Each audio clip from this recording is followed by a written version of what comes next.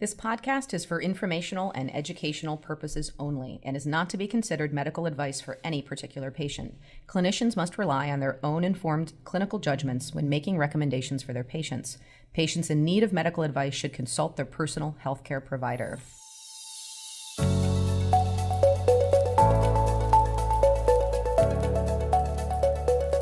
From UPMC Children's Hospital of Pittsburgh, welcome to That's Pediatrics. I'm Carolyn Coyne. I'm a scientist in the Division of Pediatric Infectious Diseases.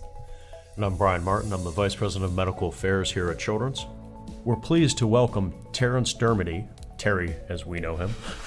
Dr. Dermody he's our Physician-in-Chief and Scientific Director here at Children's.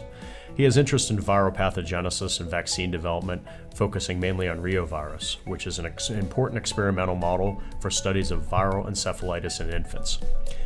He is a thought leader here at Children's Hospital, and we welcome to hear about what brought him here to Pittsburgh and a little bit about where he sees our scientific work here at Children's progressing into the future. Brian, Carolyn, thanks for having me. I've been here almost 2 years now, Brian. June 1st is my anniversary day, and so I'm looking forward to celebrating my second year at Children's Hospital of Pittsburgh. I came from Vanderbilt, where I was almost 26 years, and there led training programs for physician scientists in the Pediatric Infectious Disease Division. I came to Pittsburgh to partner with a magnificent team to advocate for children in one of the world's greatest cities. That's why I came to Pittsburgh.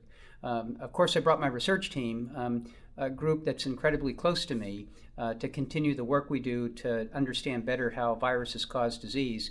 But I've also worked with a number of people in our community to think about how we can work harder and smarter at developing solutions to problems that have been very challenging that prevent us from treating children with some of the most challenging diseases that we see. It's my conviction that the only thing that provides hope to those kids who don't have it now is discovery, research, to understand better the nature of disease, to figure out new therapeutic alternatives, and then to get those new therapies deployed in the community to improve childhood health. That's what drives me every day. And so what was it when you were a trainee, perhaps, as a clinician, that drew you to basic science? And then sort of second to that is, why did you choose infectious disease, virology? What was it about those areas that you felt really drawn to? Well, thanks, Carolyn, for the question. I have to say, I went to medical school because I wanted to be a teacher. My parents were both teachers. They were truly the giants on whose shoulders I stand and were my role models growing up. And I thought it would be very fulfilling to teach in the context of a medical school. So I was a biology major in college and then went on to medical school to learn how to teach medical students. Of course, my most formative role models in medical school and then in my residency were infectious disease physicians. Infectious disease physicians are probably the talkiest group of healthcare providers you will find. I found great company with those folks and decided I would train in infectious diseases. And that then took me to Boston for my fellowship, and I worked with Bernie Fields, a legendary virologist driven to understand the basis of viral disease. And of course, Dr. Fields was an infectious disease physician, so a role model physician scientist. I hadn't done much scientific work at all before that experience. And I would say after probably 2 years of working with Dr. Fields and his team, I started to understand better my project, the kinds of questions that we were asking, how we could best answer them. And I have to say, it was at that point that I learned how exciting it is to be the first person in the world to know a new fact that you could work to discover. Yes. And so I was there for 4 years, and then a great opportunity came for me at Vanderbilt, and actually was within the Pediatric Infectious Disease Division. So I trained formally in internal medicine, and so at that point shifted to pediatrics, and really it wasn't long after my arrival at Vanderbilt that I stopped caring for adult patients and then focused entirely on children, which is of course what I do now. So I think that infectious diseases excited me because there's so many types of germs that cause illness. So little we know about so many of them, so many opportunities for discovery. And whether it's a discovery that leads to new anti-infectives or discovery that leads to a vaccine or just discovery to figure it out, just to satisfy curiosity about how things work, it just seemed that we would only be limited by our ideas, so we wouldn't be limited. Terry, can you tell us a little bit about how you've balanced your research work over the years with ongoing clinical work?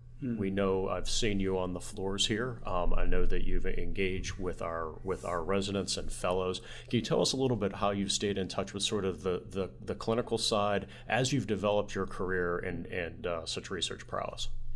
Yeah, caring for patients is very important to me. And when I was younger in my career, I thought I could actually teach the fellows and the residents and the students the cutting edge, or maybe a little bit ahead of the cutting edge, about where fields were going and new therapeutics and so forth. Now I think I can help them a little bit better in learning how to take histories and perform physical exams, actually interacting with children and their families, something that's challenging to do now because of all of the other responsibilities that healthcare providers have, documenting in the electronic medical record, keeping track of all the tests and so forth that are ordered. But being able to care for children is one of the greatest privileges of my life, being able to do that. I couldn't imagine not being able to do that. And sometimes I wonder in the care that I provide if the interaction is of greater benefit to me or of greater benefit to the children who I'm seeing. I also think it's very important for institutional leaders to be participating in the work that their team members are performing. When I hear about opportunities for improvement, to have experienced them firsthand helps me better understand what those opportunities are and actually helps me better formulate solutions. And so that's very important too. And I have to say, when I'm on the clinical service, I do a week at a time. It's a very intense week. But it's almost as if I'm on sabbatical from everything else I do. So all of the normal meetings that occur during the week, I postpone them. The only meetings I have in the office are critically important, urgent, must meet at that minute kinds of, and there are not that many of those. So I can essentially go on sabbatical as a physician, and I really enjoy those opportunities. And I'm wondering how much impact you think that has on your lab, because certainly your lab is probably largely non-clinicians, perhaps trainees, like myself, who would never see patients. And so how do you translate that? Does that help you excite your trainees in the kinds of stuff they do? That idea. In fact, most of our trainees are PhD students or PhD postdoctoral fellows or PhD faculty who join my research team. I now have a single MD PhD student, and right now there's a very young MD PhD student who's visiting our lab just for the summer. And everyone else are PhD trained or PhD trainees. Yet there's something that is compelling about a mystery that affects a child. And our hospital is filled with mysteries that affect children that we don't have understood. And I often will share a story that is a puzzling case, a puzzler, that we don't have resolved yet, looking for ideas. And often I'll present stories of children who have touched me in some way, because I need to share them, and I need the support from my team to help me more effectively care for those children. Now, on occasion, there have been students who have wanted to make rounds with me, and especially students who are working on common pathogens that affect children in the hospital. And imagine that you're a PhD trainee working on common virus like an enterovirus, and our hospital is filled with children who have enterovirus infections, and yet they've never seen one. And it really helps them frame the research they're doing, even if it's not directly related to either that virus or that topic. The face of their work, the fuel that drives their engine for discovery is often that 3-year-old girl with the fever and the rash who has trouble when the lights are turned on because she has intraviral meningitis. And it's just, it stays with them, and a lot of times, even weeks after I finished clinical service rotation, I'll get a question about, how did the girl with the leukemia do? Is she okay? Because it's compelling, and I think it provides for them a bit of a sense of why we do what we do. This deep motivation to try and learn things to help those who need it. I think that's beautifully put. And in this, one of the things Carolyn and I were discussing a little bit about your career beforehand, and one of the things which she noted was that your sort of consistent history of combining this basic virology, right? The bench research with the translational story that you just relayed in terms of relating the human interest impact to what you're doing. Do you have any other major research initiatives at Children's or other areas going on here as scientific director at Children's that maybe outside of specifically your lab that you would care to highlight for our listeners? Yeah, thank you, Brian. The hospital engaged in a strategic planning process really started about a year before I arrived. And there were a number of initiatives that were established in that strategic planning process, including research initiatives. And so when I came, I was asked to partner with George Gittes, our surgeon-in-chief, to lead strategic planning around discovery at Children's Hospital. That's been an incredibly exciting endeavor. We focused on 3 main initiatives around healthy minds, healthy bodies, and healthy families. The Healthy Minds Initiative we've called the Children's Neuroscience Institute. That will be headed by Julia Bayer. Julia is a physician scientist in critical care medicine. The Healthy Bodies Initiative, we've been calling the Institute for Infection, Inflammation, and Immunity. I like the alliteration on the I, so it's the I4, and of course it will be based here at Children's Hospital, so we're calling it the I4 Kids.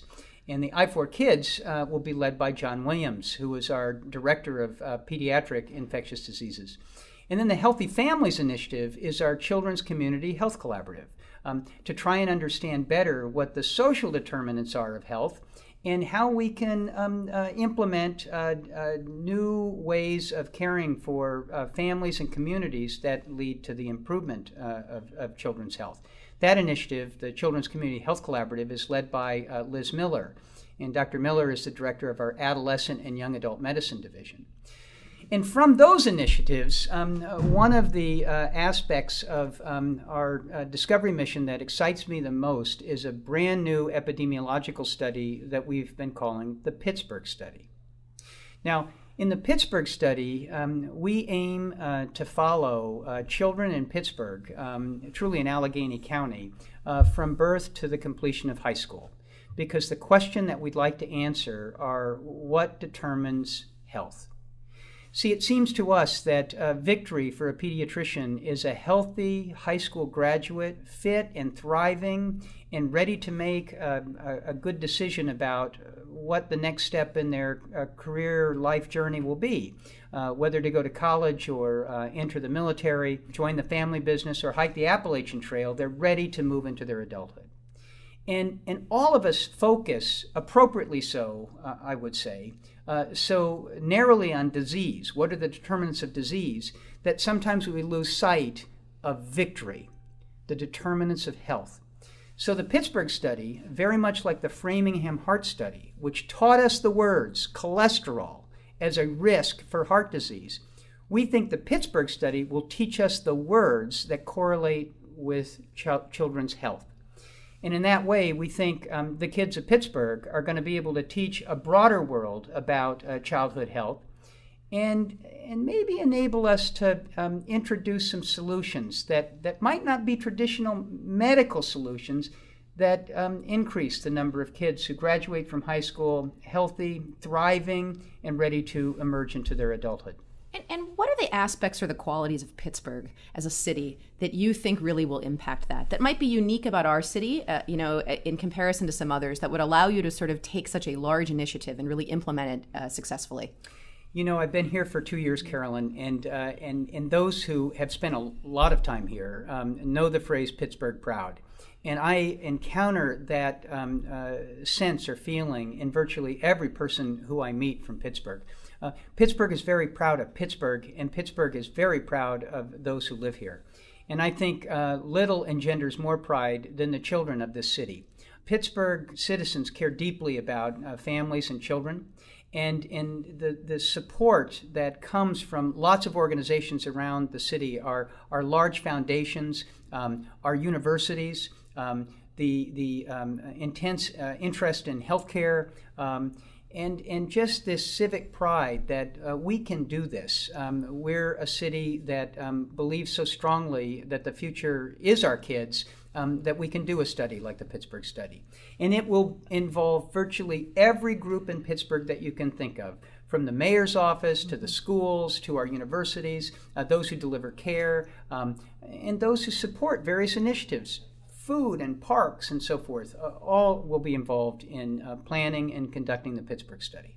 Tara, I'd like to hear your thoughts about who would we in our community do you think will be good mentors to others as we enter into this, into a little bit of a new posture for hospitals and health systems in regards to how we are going to address social determinants and other groups both within our walls and outside of our walls, which we'll need to engage.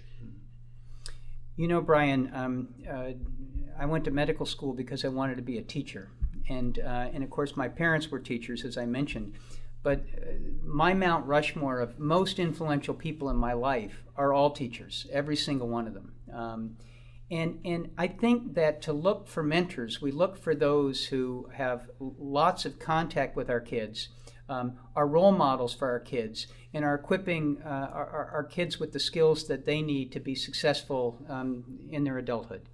And I think partnering as closely as we can with educators at all levels, pre-K educators, elementary educators, middle school and high school educators, right through the progression into college and beyond for those who pursue that, is vitally important for the health of our kids. Now, I'm stating that as a fact, and I'm hoping that the Pittsburgh Study will allow us to define what those determinants are, and provide evidence to support this construct.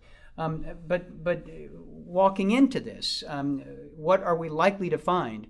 My mom was a fourth grade teacher, and I don't know, I wouldn't underestimate the power of fourth grade teachers to help with the development of young people so that they reach for the stars and have the tools to get there.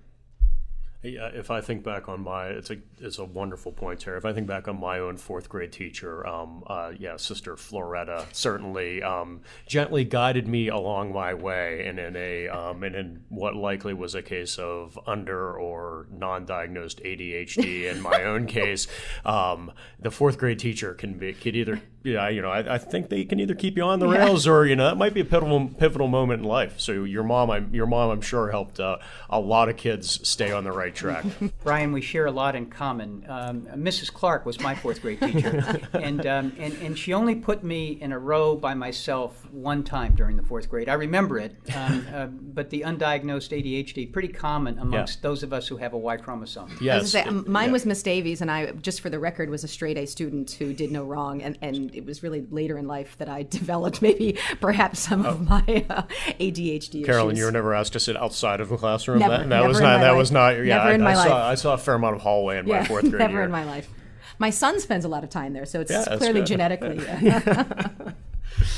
Well, this has been great, Terry. You've been a wonderful guest. We really appreciate your insights and your thoughts. And I personally, as a parent of a young child who's actually about to enter fourth grade next year, so let's hope his teacher has the same impact. I take great pride in working for CHB, and I have really great excitement for things like the Pittsburgh Study, because I think about how it will impact, my life, but then also the lives of, my children. And so that means a great deal to me, both professionally and personally. Well, thank you, Carolyn, and thank you, Brian. A pleasure to visit with you today, and I'd be more than happy to come back and tell you about some research on viruses at another time. We'd love to have you. Pleasure's ours. We'd love to have you. Thanks, Terry.